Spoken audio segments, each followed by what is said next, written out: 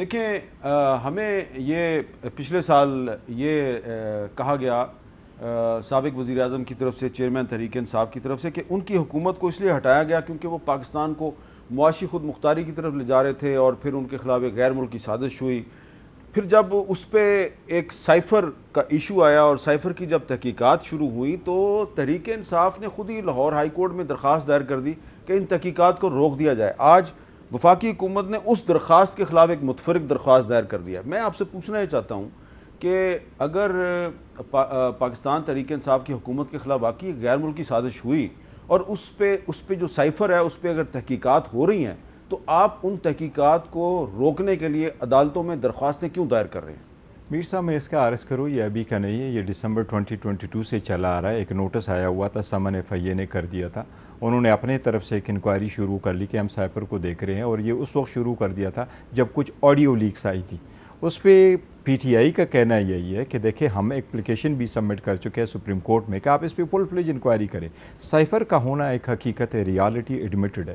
ایک high level committee council نے، national security نے اس کو ڈسکس بھی کیا تھا، اور سارے اداروں کے سربراہان جس میں شامل تھے انہوں نے ایڈمٹ بھی کر دیا تھا، اس کے منٹس بھی موجود ہے اور وہ سارا ریکارڈ کا حصہ ہے، اور وہ اسپیکر صاحب نے اس وقت بھی دکھایا تھا، اور اس بات سے کبھی بھی کسی نے انکار نہیں کیا کہ سائفر تھا، ایک آیا ہوا اور ایک اسٹرگل ہوئی تھی۔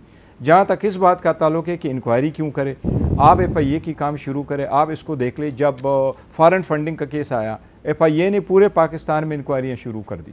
وہ انکوائریاں کس لاجک کنکلوژن تک پہنچی؟ وہ لوگوں کو تنگ کر کے، ہراس کر کے چھوڑ دیا گیا اور باقی اور طرف چلے گئے۔ ہمارا کہنا یہی تھا، PTI کا کہنا صرف اتنا ہی ہے کہ اپلیکیشن ہم سپریم کورٹ میں سبمٹ کر چکے ہیں، اس پہ کمیشن بنائے، اس پہ انکوائری کرے، ہم آپ کو ثبوت دے دیں، وہ بھی ثبوت دے دیں، آپ لے کے آئیں، اس کی انڈیپینڈنٹ سپریم کورٹ خود تو انکوائری نہیں نہ کرے گی۔ دیکھیں سپریم کورٹ سے ریکویسٹ، سپریم کورٹ جہاں سے بھی کرائے گی، لیکن سپریم کورٹ کے جج بیٹھے ہوں گے جس طریقے سے مومیگیٹ کا ہوا تھا۔ آپ سائفر بھی کر لیں، سائفر پہ بھی آپ کر لیں، آڈیو لیکس بھی نہیں۔ تو آپ کو یاد ہے میمو گیٹ کمیشن کی جو انکوائری تھی وہ جسٹس قاضی فاضل صاحب یہ ان کی سربراہی میں ہوئی تھی جب اس چیف جسٹس تو اگر اس کمیشن میں قاضی فاضل صاحب آ گئے تو پھر آپ کو اعتراض؟ دیکھیں وہ جہاں سے بھی آ جائے، سپریم کورٹ کا کوئی بھی جج کرے گا ہمارے لیے محترم ہے، وہ شروع کر لے، ابتدا کر لے اور کرے۔ ہمیں سارے ججز پہ، کسی بھی جج پہ ہم نے اعتراض نہیں کیا۔ یہ اعتراض کرنے والے اور لوگ ہیں، وہ کہتے ہیں فل بینچ بنا، اور جب فل بینچ بنے تو پھر کہتے ہیں یہ دو بیچ میں نہ بیٹھے۔ انہوں نے تو بڑے ایک معزز جج کا نام لیا، آپ نے تو باقاعدہ صدر سے ایک اتنا بڑا پلندہ لکھوا کے دائر کر دیا تھا ان کے خلاف۔ جن لوگوں نے وہ پلندے لکھوا کے کہیں، اب وہ ان کا حصہ ہے۔ ہاں اچھا، جنہوں نے وہ ریفرنس کرائے تھے وہ ان کی حکومت کا حصہ ہے۔ ان کی حکومت کا حصہ کیا ہوا؟ صدر صاحب کو کیا ہوا؟ فروغ نسیم، جی فروغ نسیم دیکھیں خان صاحب نے کہا میرے پاس جو لسٹ، فروغ نسیم صاحب تو وزیر قانون تھے، تو وزیر اعظم کون تھا؟ حامد میر صاحب، وہ ایک ایشو ہے آل گان، وہ آل گان، وہ آیا اور کس نے اس کو پٹ اپ کیا، کس نے چلایا؟ انہوں نے کہا جی مجھے تو یہ بتایا گیا اور ختم ہوا۔ ناؤ دی کوسچن از، میں تو نہیں پوچھ سکتا، سارے ججز ایک دفعہ پوچھ لیں، میں بتا دوں، بتا دیں سر، یا ان سے پوچھ لیں۔ جنرل قمر جاوید باجوہ نے کروایا تھا، وہ میں اس کا عینی شاہد ہوں۔ اچھا، جنرل قمر جاوید باجوہ صاحب کی لڑائی تھی قاضی فاضل صاحب سے، ان کا یہ عمران اس وقت کے جو وزیر اعظم تھے عمران خان صاحب، ان کو چاہیے تھا وہ ریزسٹ کرتے، انہوں نے ریزسٹ نہیں کیا۔ یہ ایک لمبی کہانی ہے، پھر کسی وقت میں آپ کو سناؤں گا، اس میں بڑے بڑے قصے آئیں گے۔ لیکن اس وقت میرا آپ سے سوال یہ ہے کہ ابھی یونائٹڈ نیشنز میں اسرائیل جو ہے اس کے مندوب نے ایک سٹیٹمنٹ دیا، ذرا یہ اسرائیل کی طرف سے میرا خیال ہے کہ کافی عرصے کے بعد پاکستان کے اندرونی معاملات کے بارے میں کوئی سٹیٹمنٹ آیا، تو یہ مصدق ملک صاحب آپ اس کو کیسے دیکھتے ہیں کہ اسرائیل کو کیا ضرورت پیش آئی ہے کہ پیسفل مظاہرے پاکستان میں اگر ہو رہے ہیں تو پہلے تو کبھی نہیں بولا، وہ بول رہا ہے؟ یہ تو آپ کو ہمارے معزز دوست وکیل صاحب سے پوچھنا چاہیے جن کی وکالت کرتے ہیں، جن کے حق میں، آپ کی ہے بھائی، ارے بھائی جن کے حق میں آ رہا ہے یہ بیان تو حکومت کے خلاف آیا ہے، ہم تو اس کا دفاع کریں گے، مگر جن کے حق میں آیا ہے ان سے پوچھا جائے کہ آپ کا کیا تعلق ہے اسرائیل سے، یہ اسرائیل کیوں اٹھ کے آپ کے متعلق آپ کے حق میں بیانات دے رہا۔ اب میں اس کو ایک اور بات سے جوڑ لیتا ہوں، ایک اور بات سے، ویسے اس کا جواب آپ سے میں دے دیتا ہوں، آپ ہی بتائیں گے میں اسرائیل جو ہے وہ انتظار کرتا ہوں۔ یہ ابھی جو 9 مئی کے بعد ایک دم اسرائیل اٹھا ہے، 9 مئی کے بعد جو کریک ڈاؤن ہوا ہے جس میں لوگوں کو پکڑا گیا ہے، جنہوں نے حملہ کیا تھا کور کمانڈر کے گھر پہ، جنہوں نے ہمارے شہداء جنہوں نے چھاتیوں پہ گولیاں کھائیں، یہاں تک کہ جو انڈین فوج تھے وہ مجبور ہو گئے کہ وہ ریکگنائز کریں، اور انہوں نے کہا کہ ریکگنائز کریں اس کو، اتنا ہم نے کبھی بہادر دشمن نہیں آج تک دیکھا۔ ان کے مجسمے اٹھا کے زمین پہ مارے اور جو کچھ کیا وہ کیمرے کی آنکھ کے سامنے۔ تو یہ آل آف اے سڈن ان لوگوں کو اگر پکڑا گیا ہے تو یہ اسرائیل کو کیا سوجی بھائی؟ اس کے دل میں کیا سمائی کہ ویسے اس کو کوئی کسی چیز سے غرض نہیں، مگر جب پاکستان کے شہداء کے مجسمے گرانے والوں کو پکڑا گیا تو انہوں نے کہا بھائی یہ کیا وائلیشن ہو رہی ہے؟ تو ذرا یہ سوال تو ہماری طرف سے ہے۔ اب میں ایک جوڑ دوں، ایک آپ اب اسی کو جوڑ لیجئے سائفر سے۔ اچھا، سائفر میں سازش ہوئی۔ سازش کیا تھی؟ سازش کا متن دیکھیے کہ عمران خان صاحب نے نکالا ہاتھ سے کاغذ اور یہ کہا کہ یہ ثبوت ہے کس چیز کا، کہ پاکستان کے آئین کو پامال کیا، پاکستان کی جمہوریت کو پامال کیا، پاکستان کے خلاف سازش کی، which is an act of war اگر کوئی ایسا کرتا ہے بیرونی طاقت، اور یہ کر دیا اور ایک ہنگامہ کھڑا ہو گیا۔ ٹھیک، اس کے بعد آپ نے وہ کلپ دیکھا ہے جس میں کانگریس وومن کے ترلے کر رہے ہیں کہ اللہ آپ کی شان میں اضافہ کرے، آپ ایک خط لکھ دے میرے حق میں، بڑی دور جائے گا، آپ کا لکھا ہوا خط، ہماری یہاں پہ بہت سے عذاب ٹل جائیں گے، دیکھو پتہ نہیں ان کا نام لے رہے ہیں، بے تکلفی بھی ان کی کافی ہے۔ تو اب آپ دیکھیں، ایک طرف وہاں پہ ترلے لے رہے ہیں، ایک طرف اسرائیل کھڑا ہو رہا ہے۔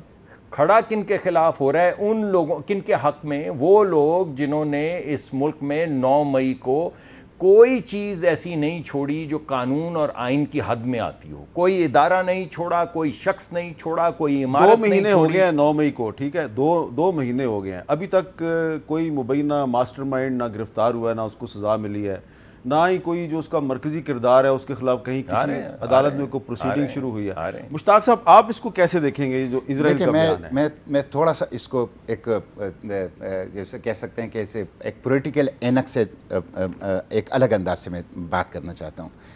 جو اسرائیل نے بات کی ہے، ظاہر اسرائیل کے تو جبڑوں سے معصوم انسانوں کا خون بہہ رہا ہے، اور معصوم فلسطینی بچوں کا، ان کے ہاتھ جو ہیں ان کے خون سے رنگین ہیں، تو ان کی تو بھرپور مذمت کرنی چاہیے، اور پاکستان کو انٹرنیشنل فورا پر بھرپور انداز سے اور پاکستان نے کی ہے جواب دینا چاہیے اور دیتے رہنا چاہیے۔